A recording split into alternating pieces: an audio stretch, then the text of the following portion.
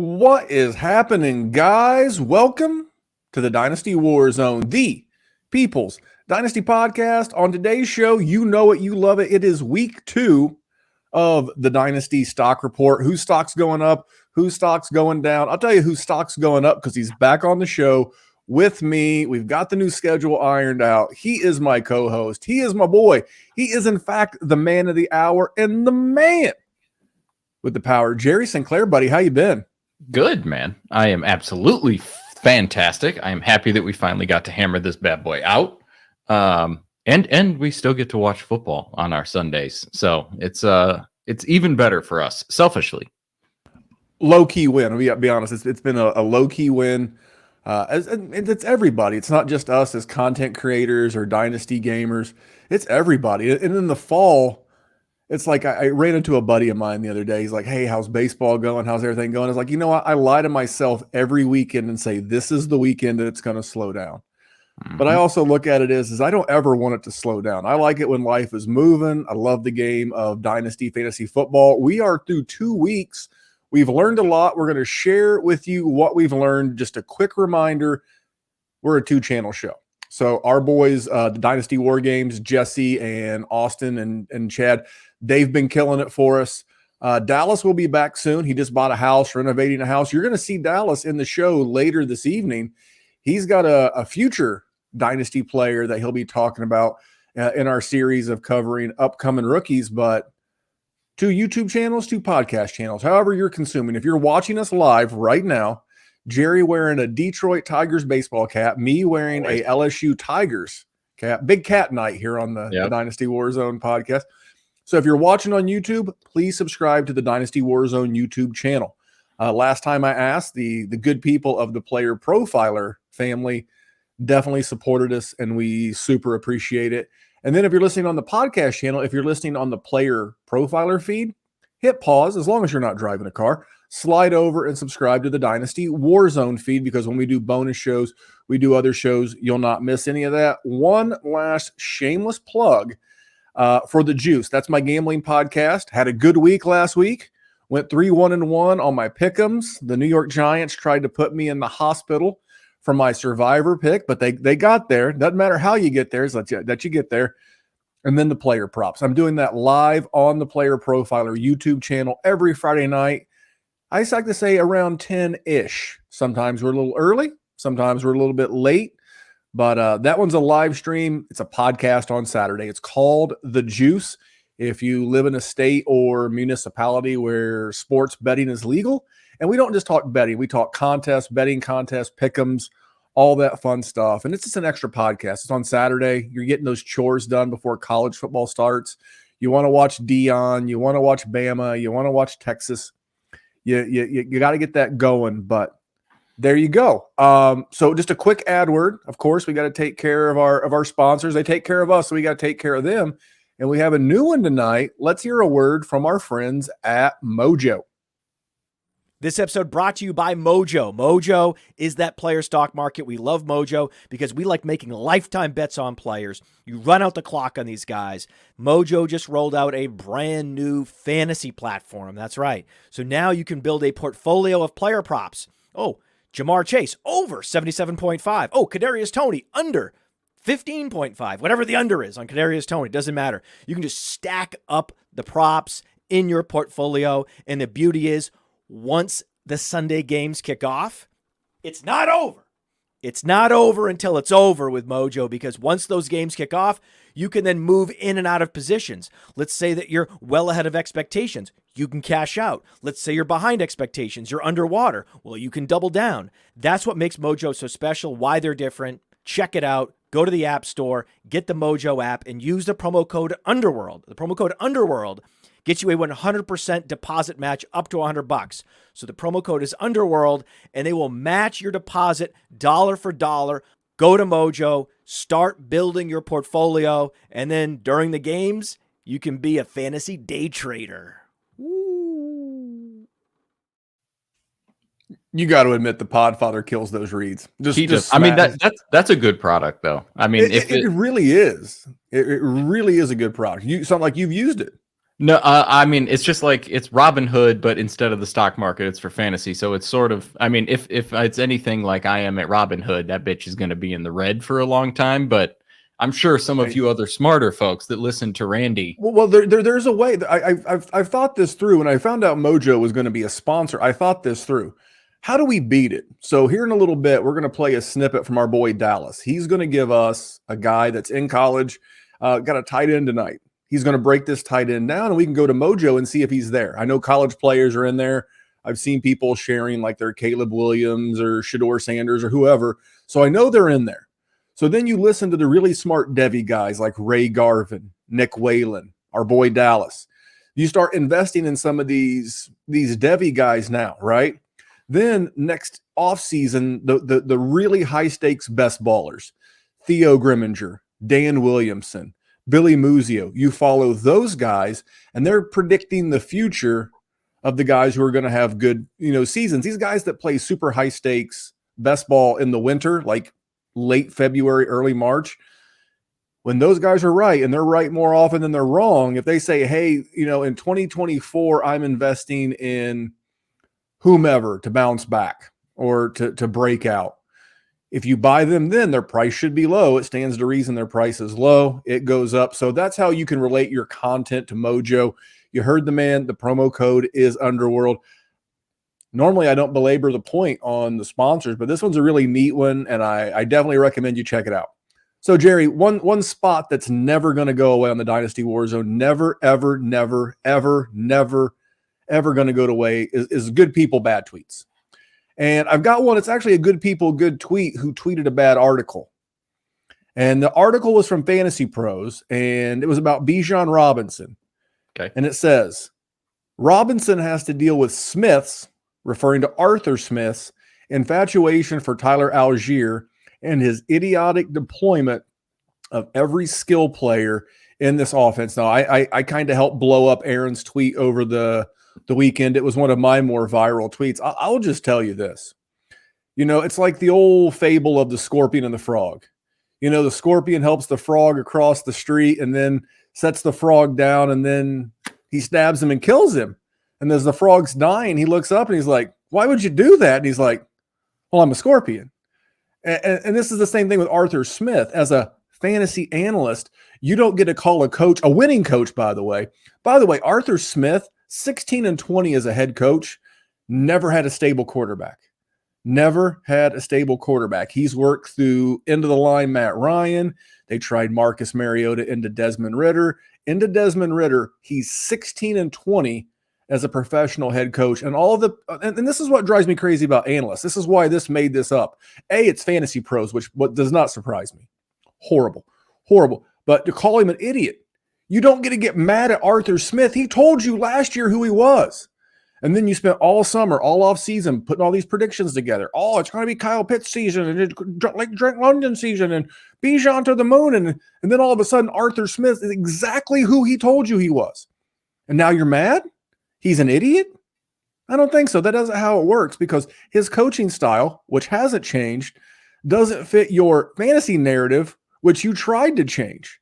This is why some analysts are terrible. They're good people, but that's the whole point of good people, bad tweets. This is a bad take, Jerry. They just live the proverbial way. They just live in a world where they want it to be easy, and they want to be able to spew rainbows and unicorns all the time. The problem is this game is tough. It really is. It does not make it easy on you. Just look at the running back position in 2023. Where's the workhorse, Randy? Where's the guy on a team that gets 80% of the touches? This is not 2005 anymore. It's not 2015 anymore. Like this, it just doesn't exist. There's always going to be somebody. I mean, we're going to talk about Jerome Ford too. This is Bijan Robinson, right? They took him as a top 10 pick. He's an elite prospect.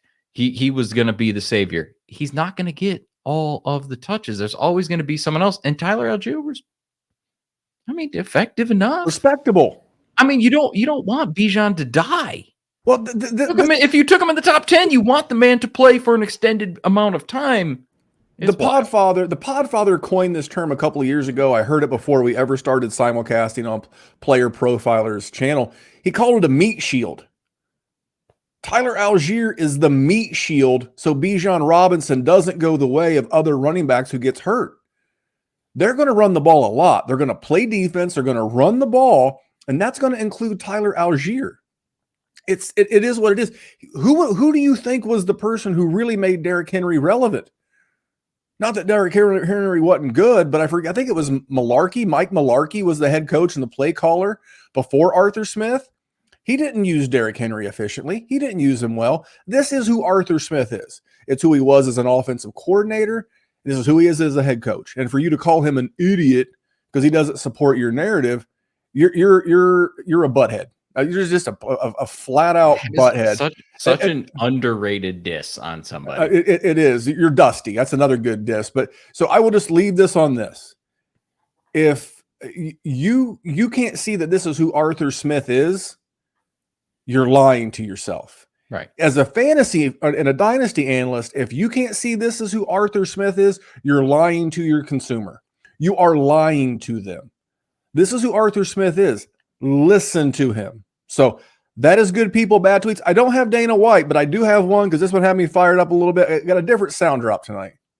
I'm hurt and I'm old and I'm fucking tired and I work with fucking children. That's how I feel sometimes with good people, bad tweets. So what we're going to do is I'm going to take a minute, my Oliver Klemp, and I'm going to take a minute and I'm going to calm myself down. Now, you mentioned Jerome Ford. You mentioned that ties to the whole Cleveland situation. Now, luckily, one of our best friends and a content creator for us at the Dynasty WarZone, Dr. Kyle Bowser. Now, Kyle, board-certified doctor of physical therapy. He was actually posting stuff the other day of his time working with former MLB pitcher Matt Harvey. He's always asked me never to mention the NFL players that he works with, so it's fine. He works in New York City. It's not Aaron Rodgers.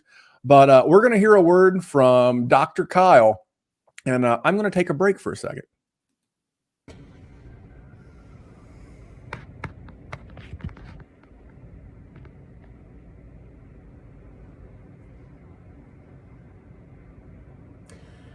Sorry for the delay, viewers and listeners alike. Memphis texted me Monday night when it all went down. We had a little back and forth. I told him I'd get him a video for him yesterday, and every time I thought about doing it, it just didn't feel right. That's not to say that anybody that was on top of getting information out right away was in the wrong, but just wasn't my style. Folks, let's pour one out for Nick Chubb. And the reason I say that is in all of Twitter and fantasy football analysis, and really the world, I'm going to make this way bigger than I need to. I feel like Nick Chubb was the running back that we all agreed on. And I think it feels that much worse for that reason. Again, and all these players, this is their livelihood. This is what they were meant to do. They're doing what they were born to do. These are just mutant human beings. And the injury bug got the best of them this week.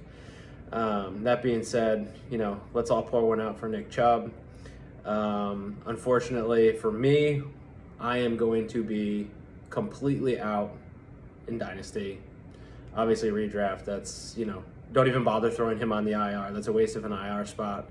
You're better off still stashing the JTs, the Kyler Murrays, the Deontay Johnsons. But given the severity of this injury and his history, the length of his career, his age, I would be very surprised if he has an AP or Breece Hall-like comeback. Unfortunately, I'm an FFPC user, even tougher there because at some point, right now we're limited to 20 roster spots, 2 or 3 IR. Pretty quickly that 16 roster cut down comes. So if you can get anything or package them in a deal, I made a Triflex deal this week already. I sent Jordan Love, Nick Chubb, and a second as a contender for Dak. That's more of a a sell high on Love and a buy low on Dak. In my opinion, probably somebody's going to say that's a bad trade, but whatever. I'm doing me. But again, the advice here on Chubb is if you can get a second in return, if you can buy low on somebody else, if you can get a 1-year rental, veteran receiver or running back, or maybe one of these rookies who we liked a month and a half ago, like a Kendre Miller or Zach Charbonnet, that's where I'd be going with it. But again, guys, this is not the end of the world, but it might feel like that for someone like Nick Chubb. Quick aside, I forget who posted it, but if you are interested in feeling like you're supporting him more as a human than as a fantasy football participant, I believe he's a bit of a philanthropist and has some sort of GoFundMe out there for preventing SIDS, sudden infant death syndrome. I got a kid on the way. I'm going to find that website ASAP and support that. I think I skipped over what the injury is, but we all saw his knee bend the way it shouldn't. We're looking at multiple ligaments, meniscus. I think we already know he avoided nerve and or blood vessel. Those are the real immediate, urgent, scary issues. But again, it is what it is. It's rough, but we'll all get through, and hopefully Nick Chubb does, and hopefully he proves me wrong someday. But if he doesn't, I'm going to be ahead of the game. There you go. That's our buddy Dr. Kyle Bowser, a fantasy gamer. I mean, he plays in the 1500s, the 750s, the FFPC, and he even mentioned a trade. And we're going to talk trades here in just a second, Jerry. But what are your thoughts on Nick Chubb? And then you can throw in your thoughts on Jerome Ford and Kareem Hunt. I mean, he's done. It's like I said, it is what it is. You saw the man's knee look like a question mark. We saw it again at Georgia. He's 20 whatever years old, 27. Sorry. Like I'm sending him for whatever I can. I'm just going to throw him into a trade to make a trade look a little bit better. I'm going to send someone of equal value, and I'm going to just give them Nick Chubb for free just so I can get the player that I want. Yeah, I had the good fortune good fortune for me, bad fortune for Nick Chubb. I was actually in the middle of recording with the Dynasty Trade Calculator guys. And I was really just hoping it was a really bad hyperextension because I couldn't see the reviews. I was watching it, the little game cast that you can watch on your phone. I was watching it that way because I was recording a podcast. So I was hoping for the best. But I think it's over. Now, I will say this. It wasn't the best. He being Nick Chubb, he knows how to do this because he's done it before. So maybe now, if you look back in 2025 and Nick Chubb has one last RB1 season overall because he's a freak, a mutant, like Kyle said, I wouldn't be surprised. But I also agree with him is that if you can get out from under him in a dynasty, do it. As far as Jerome Ford and Kareem Hunt, TBD. I think if I had to play one immediately this weekend, I'm clearly going to be playing, I'm going to be playing Jerome Ford. Okay. But I do think Kareem Hunt, like in the offseason, I was hoping they were going to give Demetric Felton that pass catcher type role. And I think they really need a pass catching presence in the backfield because they haven't had that. And I think that would help Deshaun Watson. So I would not be surprised if by maybe week 4 or 5 that Kareem Hunt is more involved once he gets his legs under him. I am actually selling if I could get rid of Jerome Ford for a second. 100%. I'd even throw in like a future third to get that second. I mean, we've talked at length this off season and then the in season that this 24 class is so good that second could be a running back replacement. Here's the situation where I wouldn't.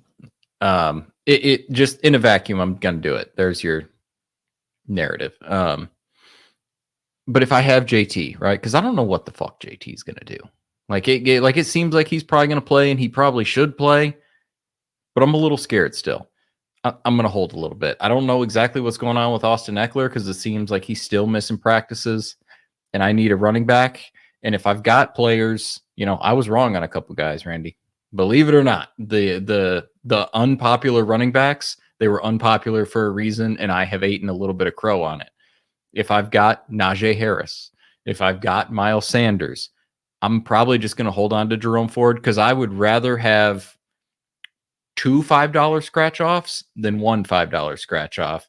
And that future second, if I think I can win, I'm going to hold. But in general, yes, I agree with you. I'm flipping Jerome Ford because I don't think he is a long-term asset that's going to be reliable. Yep, I agree. And that is what I like to call inside the medical tent with Dr. Kyle. I thought Dr. Kyle was off the hook. We had gotten all the way through the weekend, no major injuries. I didn't really have a major inside the medical tent because I'm not going to ask a guy who's as busy as he is. He mentioned he's got a child on the way. You know, he's a doctor. He's busy. Clearly been in the gym a lot too. Those pecs were looking great. Bigger pecs, bigger paychecks, by the way. And I didn't like asking him, but I thought Nick Chubb was, again, back-to-back huge injuries. And I wanted his dynasty spin because, again, he's one of us. He's a high-stakes player. And as you can tell, he's as bummed as we are. But let's make some stock up, stock down, and we can tie the other bit of news from the week into this because we're going to go 5 games. We're going to take a break. We're going to go 6 games, and we'll take a break. Let's go around the week that was. We'll start with Thursday night. The Vikings were at the Eagles. For me, stock down Alexander Mattison. And I wrote this show sheet before the trade went down. I actually had a personal trade in my inbox that I was considering, and I coach a 16U travel baseball team. And the guys were like, hey, the Rams traded Cam Akers to the Vikings. I was like, they did what? They were like, yeah. They and I was like, is it Adam Schefter? Verified Adam Schefter. They were like, yes. So I wasn't impressed the way that he played. I wasn't impressed with his usage. I don't really want either one of them. If this gives you a sell window on Cam Akers, go with it. He's been fine. He's looked okay. But for me, this is big stock down on Alexander Mattison, who I was down on before the trade. What about you, Jerry? Who's your stock up, stock down from this game? Honestly, it would have been Alexander Mattison, probably regardless. But I think mine is going to be. I think mine's going to be stock up Jordan Addison though, because I expected Justin Jefferson to be sort of in the way. Wrong about that one too. The dude has looked extremely good. But yes, I'm with you on Alexander Mattison. Also, Cam Akers still for the 3rd straight year does nothing for me. You know, I don't want to pick on you, but I kind of told you so on Jordan Addison in the offseason. You did. It wasn't about the talent. It was about the situation. And you see this, they don't run the ball. No, Justin Jefferson's still eating like a maniac, but Addison's there, and Addison's the one catching the touchdowns right now. So if that's going to be the case, suck on that, Jerry. Suck on that, Jerry, indeed. Let's go to my Colts. 1 o'clock Sunday, the Colts went to the Texans. For me, it's stock up Jonathan Taylor. And you might be like, what? Sorry. I saw what this running game looked like for Zach Moss. And Zach Moss is going to, get you through. The best part for Jonathan Taylor is that he's going to be motivated. He knows that teams don't really pay running backs. And, I think this time away from the team has given him some soul searching. I think he's going to come back. And what I saw with this offense, with Zach Moss, especially when Anthony Richardson was in the game, this offense is going to be dynamic. And the more Richardson runs, the less that teams can key in on Jonathan Taylor. I was super bullish on him in the offseason. He was one of my hot takes. I thought he would go for 2,000 yards this year. I think I might have been right, given what I've seen. So for me, even though he didn't play, this is a stock up for Jonathan Taylor. And I think, we always look for these quote-unquote league winners. If you can get him cheap, like in a redraft league, like right now, because he's still on someone's bench, now's a great time. Zach Moss told us everything that we needed to see out of Jonathan Taylor. Big stock up for me, Jerry. I traded for him before the season started. I traded Miles Sanders and Alvin Kamara for him, knowing the suspension was coming, and so far, that looks okay. I think mine is going to be stock up on Stroud. The shine had worn off after rookie season, and then we got to week 1, and it was absolutely hideous. Bro looks pretty good. Good completion percentage, got a lot of yards, found Nico Collins a bunch. I was ready to cast this guy off to being Mitchell Trubisky, and it seems like he might not be. So, I mean, I need to see more added to the portfolio, the Mojo portfolio, if you will. But good enough for me to, raise my eyebrows at least. I wanted to pick him myself. It was funny, friend of the show. We need to get him back on this year during rookie season. Speaking of guys who could help you do well on Mojo, Shane P. Hallam. Fake pigskin, bunch of other spots. I mean, this guy has done like 7-round NFL mock drafts through like 25. He's got like snippets on like freshman and high school football standpoint, nothing weird. And he's a great follower, but he tweeted the other day that it took CJ Stroud 2 games to have a 300-yard passing game. Justin Fields has yet to do that in the NFL, and he's got like 27 starts. I thought that was kind of funny because we're going to talk about Mr. Fields here in just a short bit, Jerry. But we're going to go to the next game. The Green Bay Packers. I don't know why I'm drawing a blank here with the old Green Bay Packers. They went to Hotlanta and they played what's the team there that goes the Falcons? Jesus, Jerry, you're not helping me. That's here. right. You're having a stroke. My bad. I am. I'm having. I'm trying to multitask. Is really what it is, but.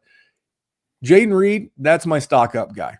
Big Jaden Reed game, and I can't wait to see what this offense looks like when Christian Watson gets back and healthy. We have not seen Green Bay all the way healthy to date, and I know he was your classmate at Michigan State.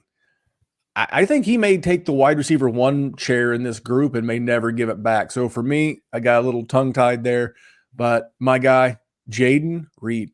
I don't think that's impossible. I want to see what it looks like when Christian Watson's there first. Mine's going to be stock down guys on just the Falcons pass catchers as a whole. There is not a single person that's playing this game that is confident if you have Drake London, and there's not a single person that's confident if you have Kyle Pitts, because it has been absolutely putrid. Honestly, we had Kyle Pitts as he's tight end 1 immediately as he comes out, and Bros had 3 touchdowns in like 30 games. I'm not saying he's not talented. I'm not saying, but that's not how this game is played. All right, I'm gonna get a homer moment out of you. Who do you want as the tight end on your tight end premium league? Do you want Sam Laporta, Kyle Pitts? Sam. Okay. One of them catches balls consistently. Or at least Luke Musgrave I'll take Kyle Pitts. I'll take. All right, I'm just seeing where your loyalty's at. Sam Laporta has looked great, and I was a little skeptical, but bro's been good. All right, so you would go Laporta, not Musgrave. Write that down. All right, let's stay with Detroit. Seahawks went to the Lions. My stock up guy is Kenneth Walker III. You missed your window. You missed the window. You had the window. The window's closed. I think my build philosophy going forward is going to be hero RB in Dynasty. Give me a Kenneth Walker. Give me a Jonathan Taylor. Give me a Breece Hall. Give me a Bijan. Let me build around those guys and then plug in all these other little ancillary RB2 types.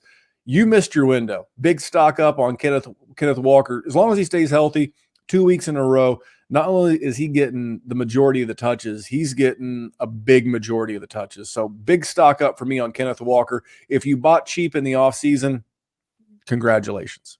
Jerry? Charbonnet also just hasn't looked that great. I mean, well, did you know it's because he's Zach Charbonnet? I mean, I did. I could have told you that. That does hinder you from being good. I'm sorry. Keep going. You're guy. No, we could have gone Geno because he looked really great. He absolutely destroyed the Lions. Now, maybe the secondary is bad and we have lots of things to worry about, but bro looked good and he was clutch when he needed to be. Kenneth Walker is a good one. I already mentioned Sam Laporta. I think I would just double down on Kenny because I was sort of worried. And the efficiency worries me a little bit, but he's just better than Zach Charbonnet. So even if he is inefficient, he's going to get the carries and eventually he's going to hit one of these home runs because he's a lightning bolt. And then everyone's going to forget about it. So I can dig that one. I'll double down that one with you. All right. Well, this next game, I'm going to let you go first because this one's the Bears. I am looking at the sheet. I know your at name. Tampa Bay. I held off last week. Bears at Tampa Bay. Jerry, stock up, stock down. Somebody. I'm going to say Mike Evans stock up because he just doesn't die. He's like Frank Gore. And everybody was ready to cast this man off to the ends of the world because he was getting old and he was barely cracking 1,000. And I think he's wide receiver 2 right now. Or maybe 3 because of He's Puka definitely and the all the top 4 or reception. 5. Yeah. Like, I mean, he's been really good, and Baker's just been peppering him, and he's been still able to hit the home runs. He's gonna be around for another 5 years. Like, Mike Evans ain't going anywhere. I don't care if it's Baker. I don't care if it's you. It doesn't matter. He made Johnny Manziel win a Heisman. I mean, this guy can make quarterbacks look good. All Randy? right. Well, I got to ahead. get in. First of all, I like the Mike Evans call. Mike Evans is a reminder of how you can build around. You can do a startup with a dynasty wide receiver as your guy. Because if you'd have done a startup in like 2015, 2016, 2017, and you started with Mike Evans, he's never disappointed you. Always giving you 1,000 yards, always putting up touchdowns. Mike Evans is a solid call. And just a reminder is that's probably the reason, but go back to the running backs from 2016, 2017. Dust. They're all A, dead. a lot of dust. And then here's Mike Evans just plugging right along. There are exceptions. Derrick Henry's still doing okay. Christian McCaffrey, of course. But by and large, Mike Evans keeps on ticking. The rest of these guys are gone. I mean, come on. It's Justin Fields for me. Stock down. I mean, here's the thing, guys, and I know my bold take, and I'm sticking by my bold take. This Bears team is going to win 4 or 5 games, and this was my final bold take as we wrapped up our hot take show. I said Justin Fields would not be a Bear in 2024, and I'm right. I'm 100% right. Because Ryan Poles and Matt Eberflus are going to scapegoat this guy out of town. They're going to say, we didn't draft him. We didn't trade for him. We gave him a chance. We tried. And they're going to have probably 2 top 5 to 2 top 8 picks. They're going to have theirs, and they're going to have Carolina's. And they're going to be able to explore the Drake May, the Michael Penix Jr., Quinn Ewers, whomever, Shedeur Sanders, whomever. Maybe they could use 2 of those picks, and they could go up and get the number 1 overall pick if they don't get it 2 years in a row.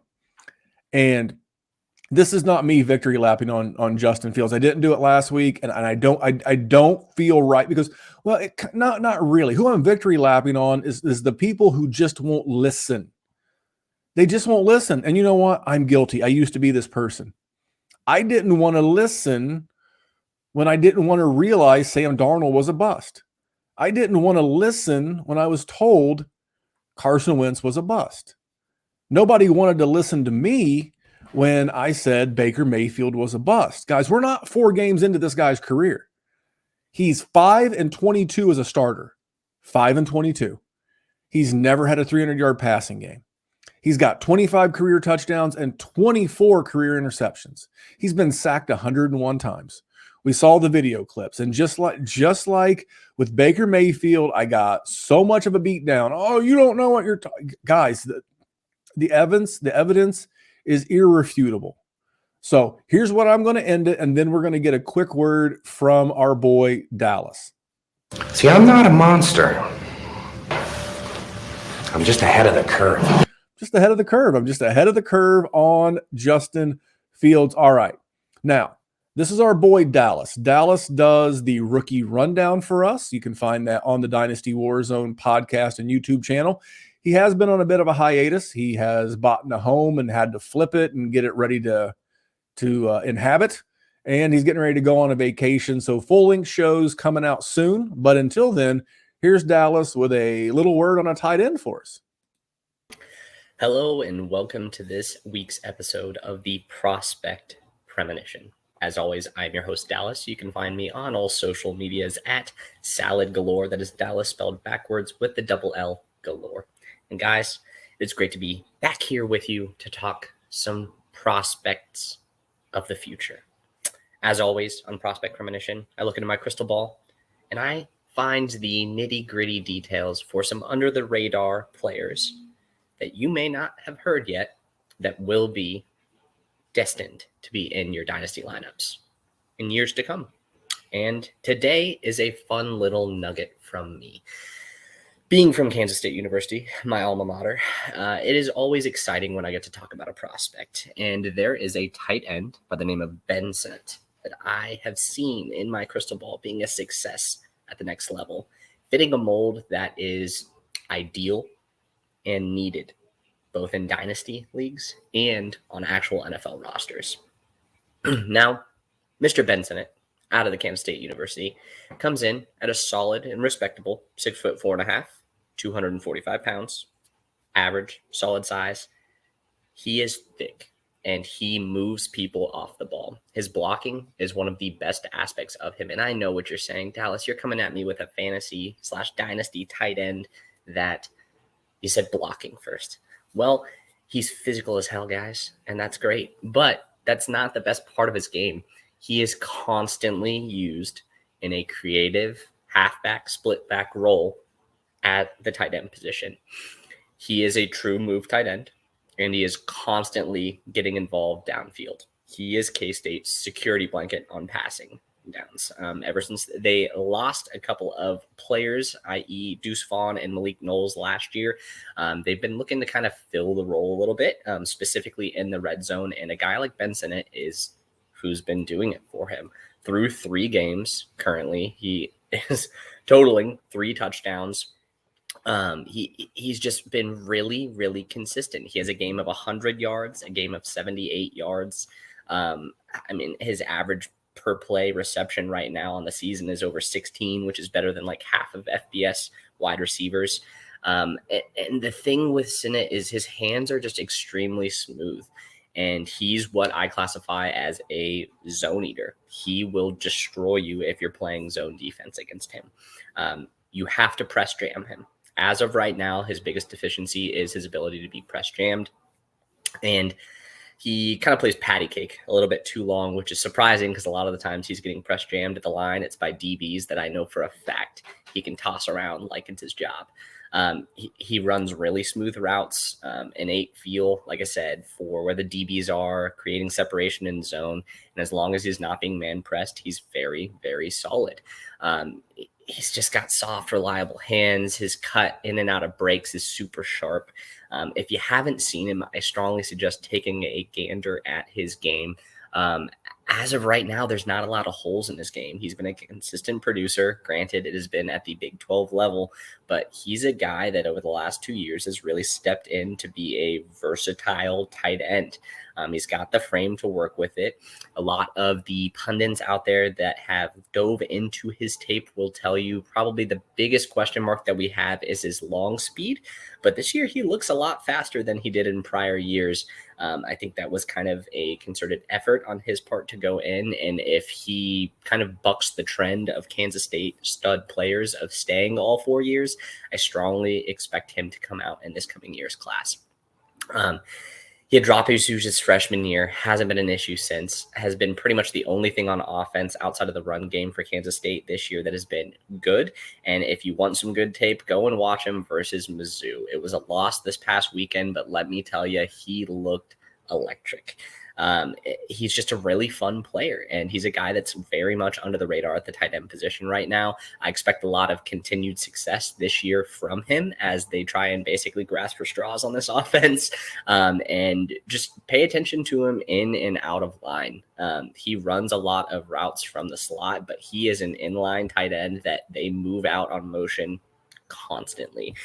Those are the type of things that you want to look for a tight end, specifically guys that you are taking shots on. And Benson is my guy this year, along with another guy.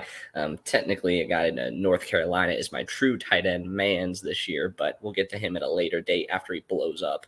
But Sinnott is a guy that I expect to kind of sneak in there and surprise come draft time next year that a lot of people aren't paying attention to due to logo scouting. So again, his name is Ben Sinnott, University of Kansas State, i.e. Kansas State University, tight end, big boy, great mover, zone eater. If you have not looked at him yet, I strongly recommend doing it. The fates have decided it. The crystal ball has decided it. He is destined for success at the next level. You got to take a look at this prospect if you haven't done so yet. I will be on a slight hiatus. I should have an episode for you all next week, but I'm going on my Italy trip. So deuces. Until next time, I will talk to you later.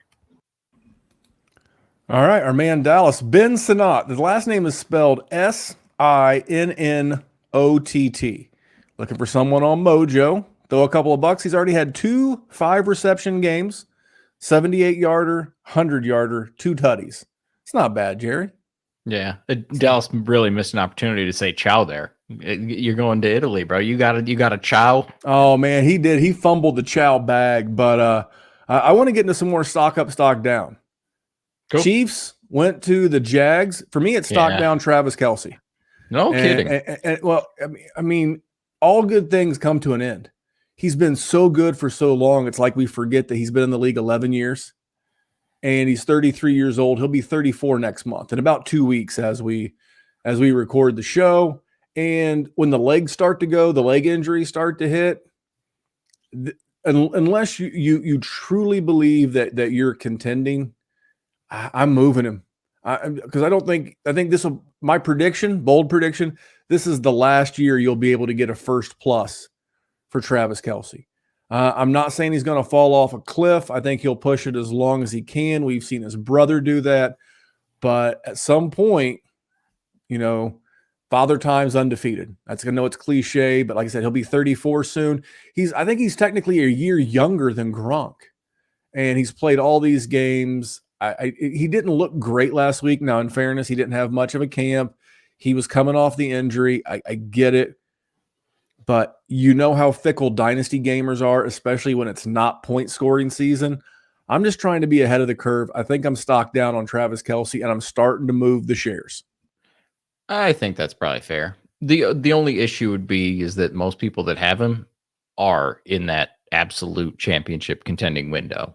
Because if you have him and you're not in that situation, situation, if you have like a Laporta, are you willing to risk it? Or are you going to like try to dump him at the furnace, the earliest signs of? I think I'm probably just holding both, honestly. And if I catch an L and I don't gain the value on Kelce, then that's fine too. But Laporta, by the way, tight end 8 on the season right now. Good start. I don't really have anybody for this game. I feel like everybody is sort of what I expected. And I lied. He was tight end 8 last week. He's far below that on the season. All right, so no one else. You can't force it. Ravens at Bengals. My guy, Lamar Jackson. Never been a big Lamar Jackson guy, but you know what? I like what I saw. And I saw what I saw, and he's running again. This is what I thought would happen. That new contract has the injury guarantee in there. I don't want to go as far as to say vintage 2019 Lamar, but he looked the most Lamar that Lamar's looked since Lamar did Lamar things in 2019. Stock up for me, Lamar Jackson. What about you in this game, Jer? I mean, it sort of has to do with Lamar Jackson too, but it's Zay Flowers. You talk about a low passing offense. I mean, hell, if Lamar Jackson's going to take that step and Zay Flowers is the one that's getting it, I mean, bros look good. Bros made me look bad. I that might be the MO of this show. People that make Jerry look stupid. It's usually pretty easy to do. The week 2 was absolutely the week they did it. I will say this: Zay Flowers has not exploded yet. No, so there's still time. Now you're going to pay a fair price. You're going to pay a fair price for Zay Flowers. The best is yet to come in this offense. I don't want to say he's the final wide receiver 1 of Lamar's career because Lamar's only been in the league, I think, 6 years now? Something like that. 2018, I think, was his rookie year, if I remember correctly. Didn't play a bunch, blew up in 2019. I'm pretty sure I'm right. I feel like I'm right. But it's not too late. It's not too late to go get Zay Flowers. Even if you got to pay market, you're not overpaying.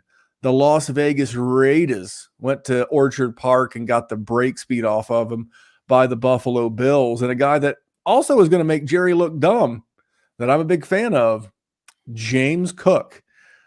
17 attempts, 123 yards. Here's what I really like about James Cook that no one's really talking enough about. He's had 4 catches 2 weeks in a row against a good defense in a loss against the Jets and in an absolute blowout against the Raiders. He's been 4 for 17, 4 for 36. You got to love those bonus, 5 to 8 points every week and good offense. Couldn't be happier with what James Cook's doing right now. Oh, James Cook ain't going to make me look dumb. I'm going to agree with you. That dude's been an absolute dog. Hell, we were talking and getting so much flack, Jesus, Jerry, because we were taking him 106, 107 in rookie drafts a couple years ago. It's looking like that's working out pretty well. So I like to see where this is going. He is getting tons of pass catches. It's makes my nipples tingle a little bit, Randy. This next one, though. This next one, we're all victory lapping on this one. Continue. I only wish we had the Podfather with us, because I was on the boat. I'll be honest. I jumped on the anti-Quentin Johnston.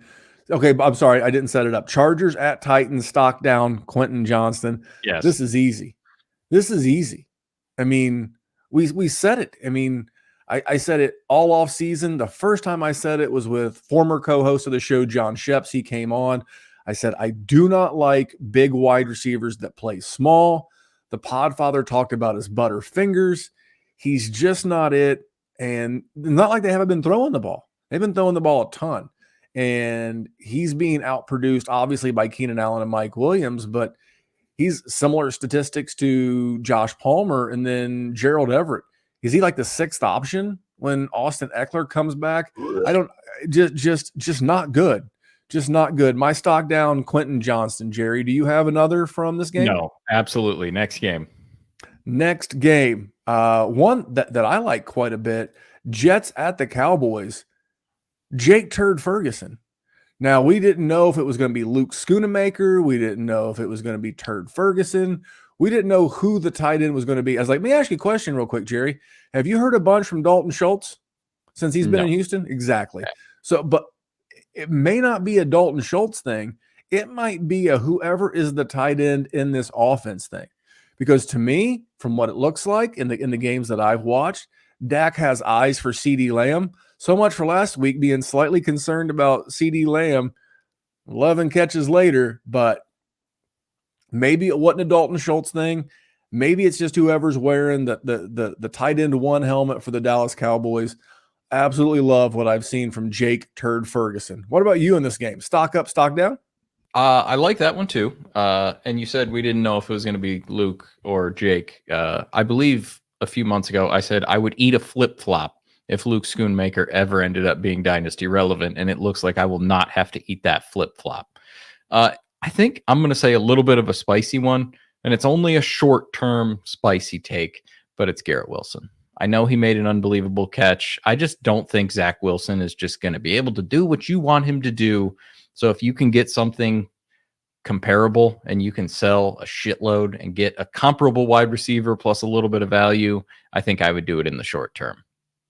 Yeah, I don't disagree. And I guess there's rumors, and I've not heard this on Twitter, but my favorite gambling podcast and gambling personalities are RJ Bell and Steve Fezzik, and they were doing a show, and they were talking about that there's potential that Kirk Cousins, who we know is not going to be back in Minnesota, if they lose this weekend, they think there's a real chance that Kirk Cousins could be on the move.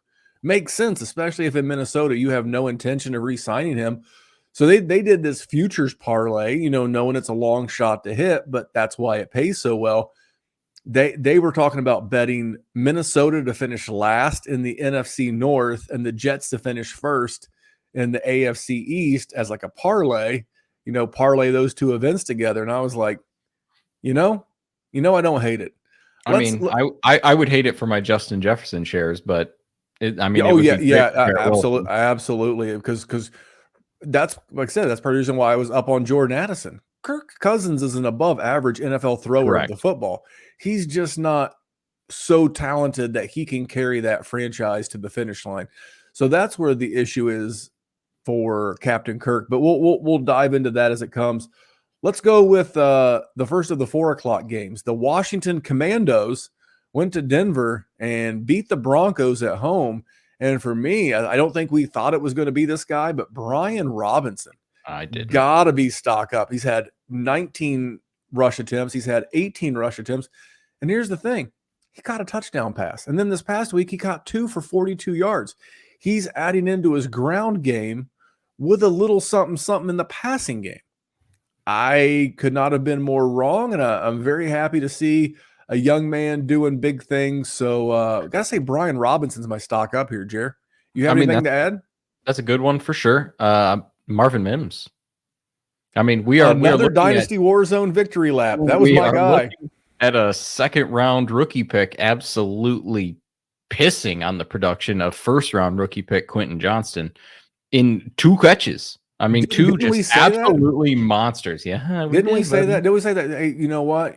Hey, listen, No. I've been taking shots at myself. I gotta pat myself on the back every once in a while. This is true, Jerry. This is true because sometimes you just set it up to where we have to make fun of you. So, all right, man. Let's get into a little trade action. I'm pulling up a trade right now. We're going to take a break. We'll finish the last 5 games here in just 1 second. We have got a dynasty trade. Now, if you want to get a dynasty trade read on air, the best way to go about doing that is to send it to us by being a Patreon. Patreon.com/Dynasty WarZone.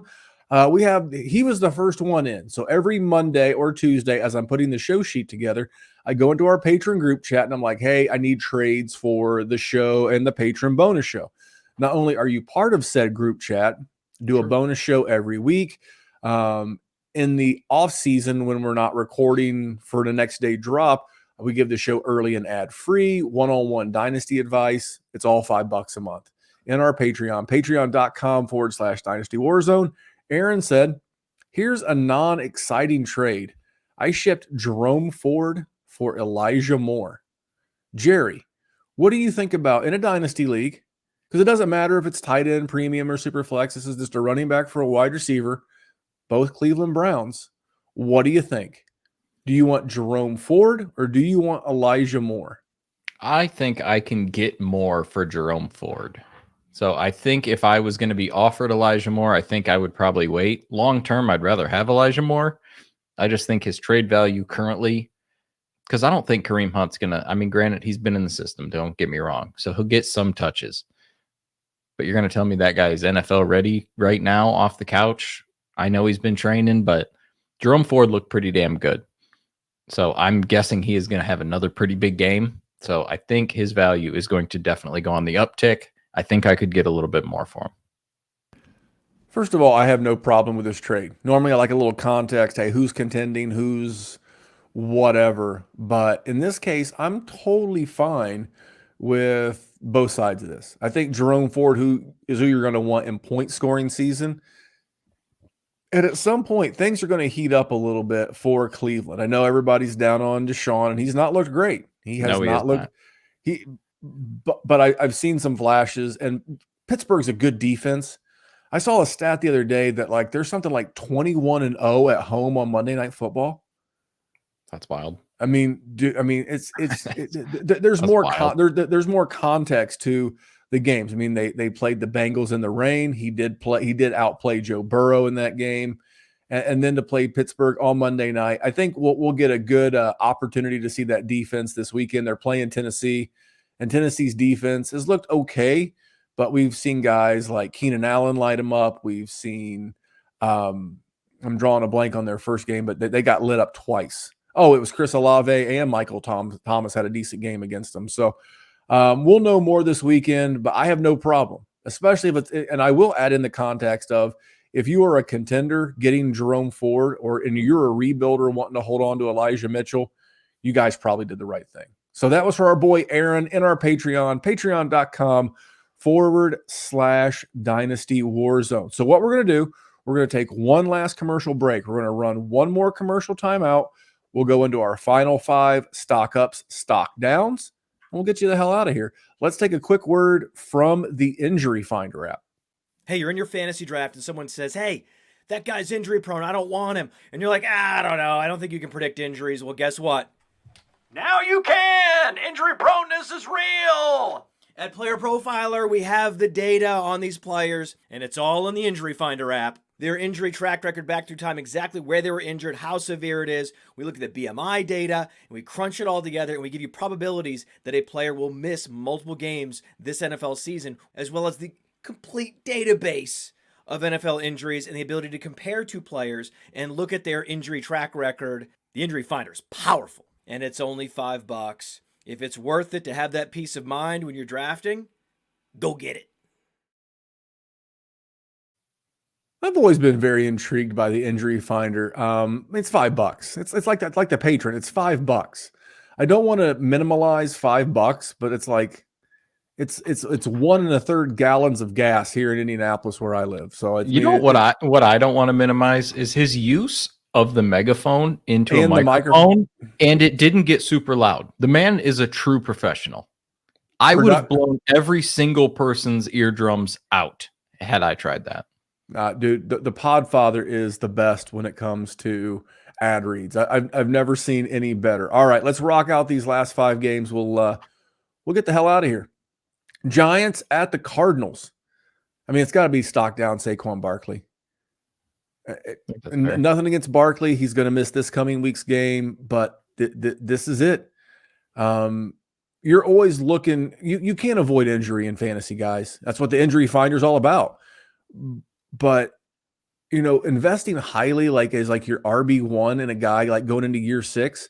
I mean, you got to be shaking like a dog shitting peach seeds on Christian McCaffrey. Not been the healthiest guy around. It's a visual. It's a shaking. Like imagine a dog shitting a peach seed. If you don't know what a peach seed looks like, it's big. That dog would shake. And that's what I'm saying about these guys is like I don't mind building around like a Breece Hall as my hero RB. I mentioned earlier in the show, I'm going to be a hero RB guy going forward. I don't mind it being Breece Hall. I don't mind it being Jonathan Taylor. Those guys in years obviously Bijan's a unicorn, but guys in that year 1 through 3, 1 through 4 window. Because these guys in 5, 6, especially if they've got a checkered injury history like a CMC or like a Barkley, I had to go stock down Saquon Barkley, and it wasn't to piggyback the injury. The injury was the reminder that these older running backs, and then when the legs start to go, and like all of Saquon's injuries have been lower body, at some point you start to lose the burst. At some point you start to lose the speed, and then all of a sudden you lose the ability to score the fantasy points. They don't get better with age, especially on running backs.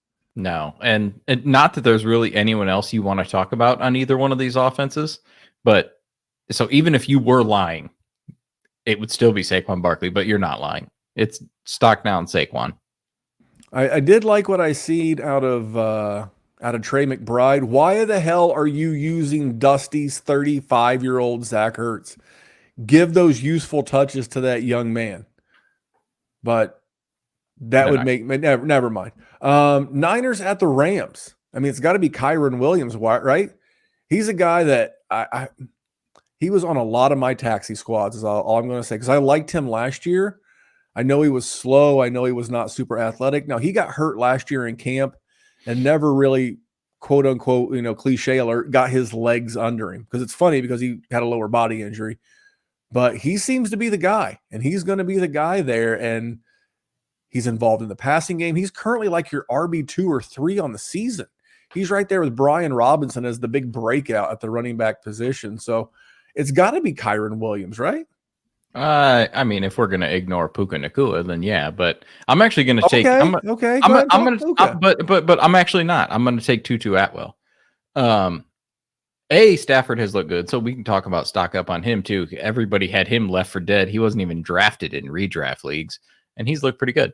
Anyway, Puka Nacua scares the absolute hell out of me because he's either the second coming of Amon-Ra St. Brown, or he's going to be a pumpkin as soon as Cooper Kupp comes back, and then we just find out if they're just the products of Matthew Stafford doing what Matthew Stafford does.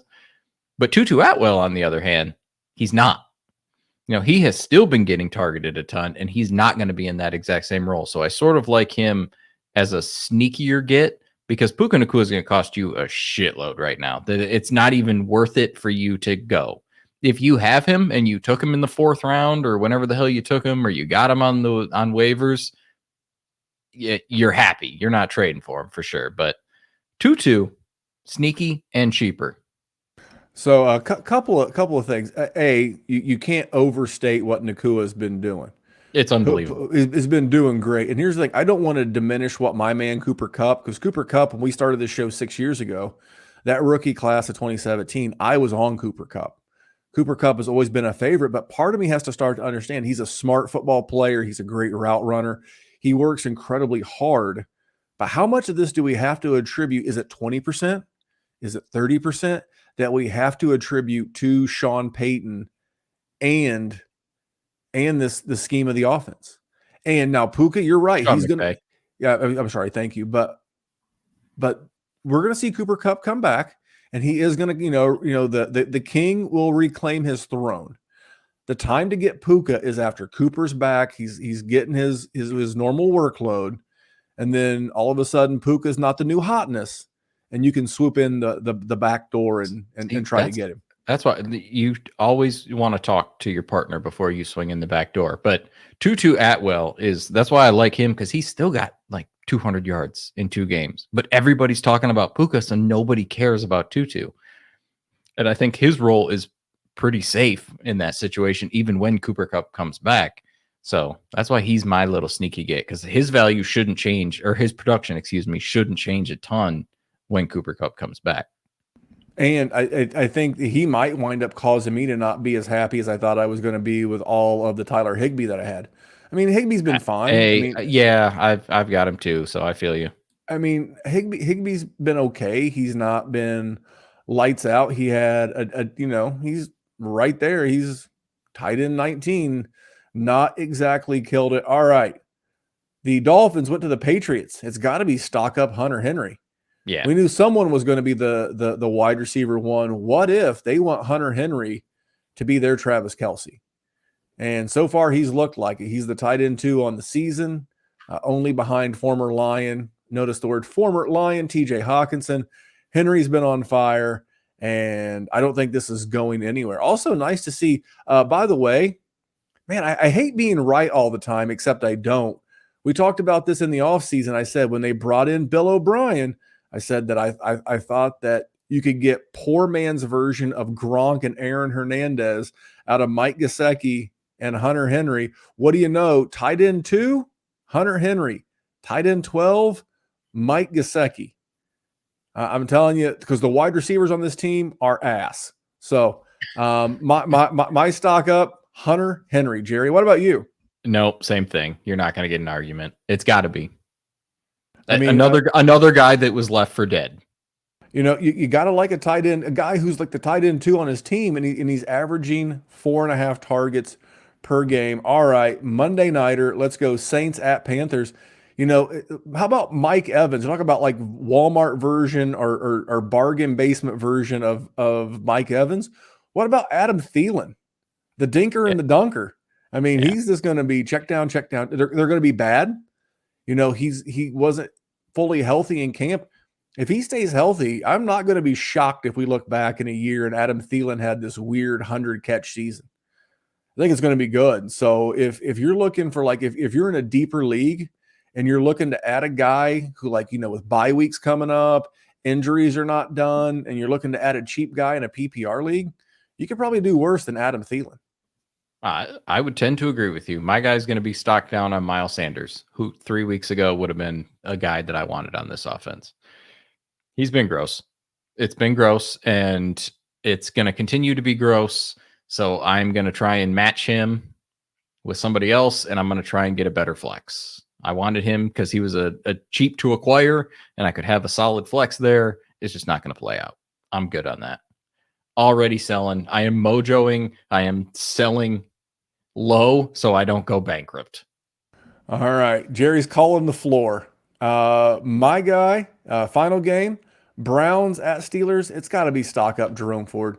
Yep. They're going to give him the leash. And even if he just gets the quote unquote Nick Chubb role and Kareem Hunt comes in and takes the Kareem Hunt role from last year, isn't it weird that Kareem Hunt's going to take the Kareem Hunt role? But anyhow, it's got to be stock up Jerome Ford. And here's the thing. I like the fact that he was ready to go. He came in, he had a couple of big runs, and really Cleveland should have won that game. And you can see, like I said, this coming week, Tennessee's a pretty good defense, but he's going to be involved. And if he's the goal line back, even more so. This is going to be about an average offense when we look back at it at the end of the year. And I think you're going to be happy with Jerome Ford. I know you see a lot of victory lappers talking about, here comes Kareem Hunt to ruin it. I think you're going to be fine. I think Jerome Ford is the one. They picked Jerome Ford and got rid of Kareem Hunt. I mean, listen, Kareem Hunt will have a role. Don't get me wrong. No, it's stock up on Jerome Ford. I was happy to see him do. I mean, this is still a dude that played at Alabama.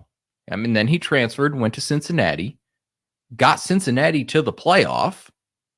Let me just say that sentence one more time for you. Got the Cincinnati Bearcats to the college football playoff, obviously he's good. I mean, I was working and I was behind the bar and I heard somebody say that Nick Chubb got hurt and his knee was mangled. And I was like, how did Ford do? And, they were casuals. So they went, who? And I went, the backup. How did the backup do? And they said, oh, he's got 2 touchdowns or whatever he had. And I was like, that a boy. Because I got so much Jerome Ford. I'm cool holding him. I'm cool moving him. There's pretty much anything you can do because his stock is up. Yeah, and it's going to stay up. I would love to take a second and move Jerome Ford for a first. I don't think he's the long-term answer. I agree. But a contender who wants to win is going to do weird things. Remember, there's different mindset. Go ahead. No, I was just going to say you're going to sweat Jerome Ford in the offseason, in the draft, during free agency, potentially, anything. And if he gets he's a hurt, running back. And he's a running back. So like there's no stability with him. So getting out is very okay. Even if you're someone like me who has tons of him and believes in him, the situation is going to be a headache and you're going to have to sweat every single situation. I think that's a good thing to end the show on, is that you have 2 seasons and it cannot be overstated enough. The reminder cannot be driven home more. There are 2 seasons in Dynasty. There's point scoring season, and then there's the off season. The point scoring season, everyone gets a lot more rational, a lot more level headed, and they just want to win the league. They don't really care. They'll make bad trades to get points to win championships. It's the off season. It's all about fluff a duck. It's all about, hey, how can I make my roster look good? How can I impress my friends? Blah, blah, blah. Hey, you want to post a sexy roster on Twitter. Doesn't win a damn thing, but it looks great on paper. In point scoring season, old guys, you're going to get the most value.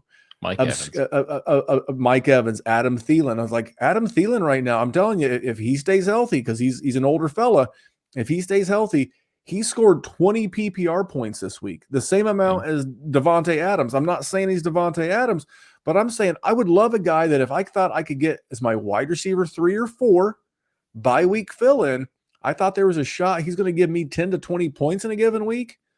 That's a steal. That's a steal for what could be a third. So that's where we do this stock up, stock down. Big shout out to Dallas. Big shout out to Dr. Kyle jumping on, doing segments for us. Remember, get rid of Nick Chubb. Sorry, but wait.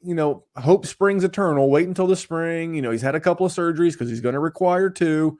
And Ben Sinat, go check him out on the Mojo app. Jerry, good to have you back in the chair. It is good to be back. Also, shout out to Kevin behind the glass doing what he does. Absolutely. Producer Kevin pushing all the buttons, twisting all the knobs and dials, knobs and pause. Listen, you're good at talking about dog shit and peach seeds, but the rest of it. Flattering a plate of piss. All right, we'll get out of here. Thank you all for listening. On behalf of my man Jerry, the man of the hour, the man with the power, follow him at JerrySinDWZ. Our producer Kevin at Smicky with a couple of Y's, and of course at DWZ Memphis. And remember, here at the Dynasty WarZone, we're just trying to make the place a better world for fantasy football. We'll be back here next week with more Dynasty stock up and stock down. Thanks, guys. Have a great week. Hey, I want to take a moment to thank you for tuning in. It's important to me that all of our media be free. This is only possible because of you allowing a true independent sports media enterprise to thrive unlike any other in the business. So please subscribe to the All In Package to continue to make all of this possible, to ensure that all of our stats, information, data, content is available to you, especially you, the people that get the site and get the show.